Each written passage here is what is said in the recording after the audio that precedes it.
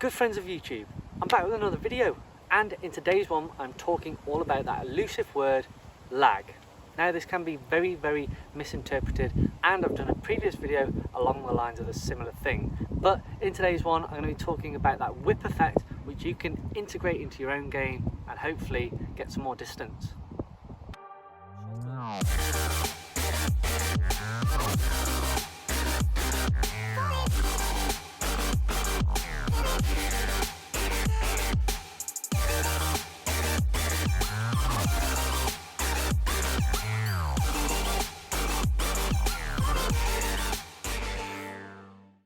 Yes, so I'm back with another video and we're talking all about lag. Lag is a misinterpreted word which does get thrown about a hell of a lot, and to put it simply for you guys, especially you club golfers out there, basically it is lagging behind with that club. So when you do start your downswing, you're going to get that left hip moving out the way first, followed by your chest, your arms, and then the club head itself. That is essentially lagging behind everything else in the sequence, but people and a lot of coaches refer it to as just lag itself, which is basically this angle right here. This is a really good position to get yourself in to create lots and lots of power in order to get that ball out there. But tendencies with a club golfer is to get to the top from here. They're going to use their arms first and they're going to throw it out here, basically increasing that angle by a hell of a lot. Essentially, a lot of the power is going to be leaked and you're not going to get as much distance as you would like on certain shots. A lot of people see the word lag and associate it with the driver. Now this is very true.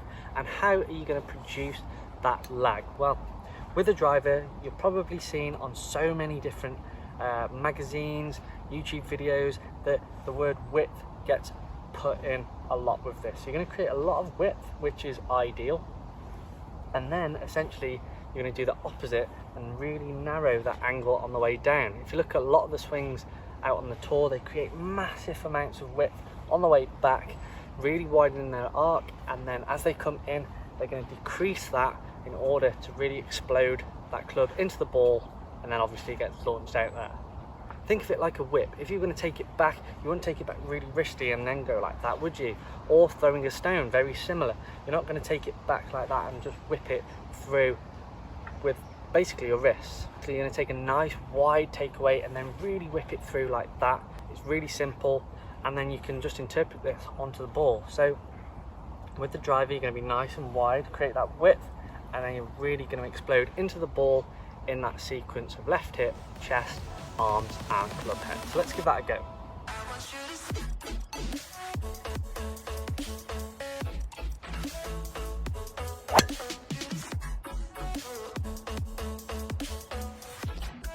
Just like that. A similar pattern can be seen with your iron shots. Now obviously you're not going to try and create as much width as you would on the driver, because the driver you're trying to hit it out there a decent distance to put yourself in a good position, whereas with your irons, more than likely, unless you're hitting them off the tee, you're going to try and hit it a certain distance to put yourself on the putting green and hopefully hold that putt.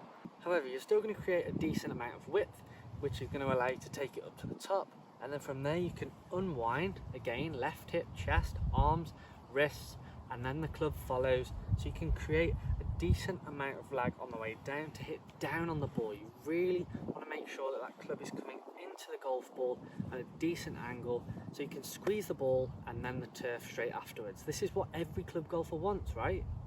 So the same thought process with this. You're still going to interpret that whipping motion, whether it's a towel, whether it's an actual whip, an elastic band, something along those lines.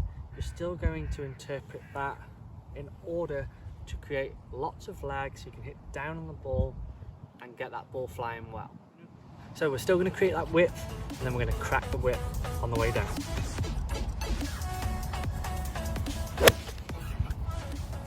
Short shots and lag? Nah, not really. We really want to make sure with these that we just get everything working backwards as one and forwards as one, really. We're not really looking to create much lag because it's going to cause some timing issues, because our tempo is going to be nice and smooth if we can get it. Okay, and we're going to also hinge that club a little bit sooner than we would with our iron shots. So really we just want to focus on tempo and getting everything working backwards and through the shot as one.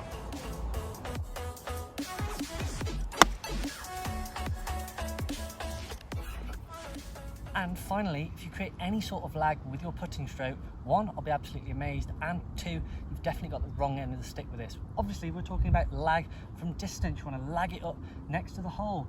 You don't want to create any lag with your body movement, surely.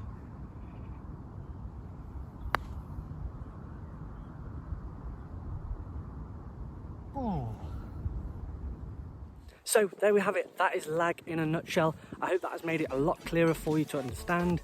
You're hopefully going to take away the techniques that I've actually shown you and put it into action. Let me know in the comments if you do this. If you enjoyed the video, hit the like button, and of course make sure you subscribe to my channel.